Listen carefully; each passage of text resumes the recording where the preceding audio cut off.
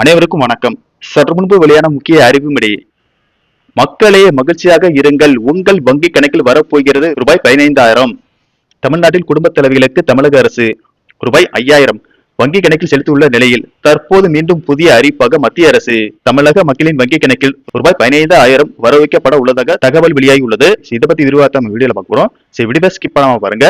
உங்களுக்கு மத்திய மாநில அரசின் சலுகைகளை உடனுக்குடன் தெரிஞ்சுக்கணும்னா இந்த சேனலை சப்ஸ்கிரைப் பண்ணிக்கோங்க. வாங்க வீடியோக்குள்ள போகலாம். தமிழ்நாட்டில் 2026 சட்டமன்ற தேர்தலுக்காக ஆளும் கட்சியான திமுக மகளிர் உரிமைத்தொகை மற்றும் கோடைக்கால சிறப்பு நிதி என ஒரே தவணையாக ரூபாய் 5,000 வழங்கி மக்கள் மத்தியில் நற்பெயரை பெற்றுள்ள நிலையில், அதற்கு போட்டியாக மத்திய பாஜக அரசு ஒரு பிரம்மாண்டமான நிதி திட்டத்தை தயார் செய்து வருவதாக தகவல்கள் வெளியாகியுள்ளன.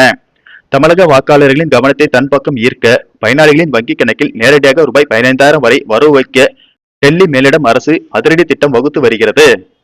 சமீபத்தில் திருச்சிக்கு வருகை தந்த மத்திய உள்துறை அமைச்சர் அமித்ஷா தமிழக பாஜக நிர்வாகிகளுடன் நடத்திய ரகசிய ஆலோசனை கூட்டத்தில் இந்த விவகாரம் முக்கிய இடம் பிடித்ததாக தெரிகிறது.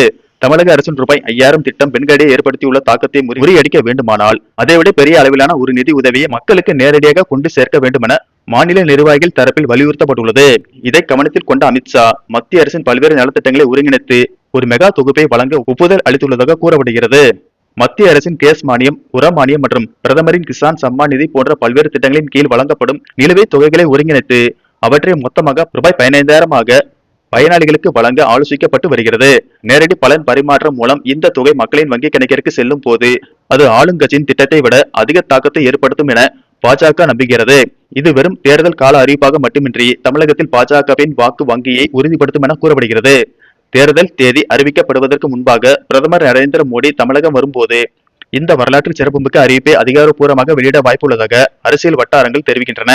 தமிழகத்தில் வலுவான கூட்டணி அமைப்பதற்கும் அதிமுக மற்றும் திமுக ஆகிய திராவிட கட்சிகளுக்கு பலமான சவாலை அளிப்பதற்கும் இத்தகைய நிதி சார்ந்த அறிவிப்புகள் பாஜக அரசுக்கு கை கொடுக்கும் என எதிர்பார்க்கப்படுகிறது.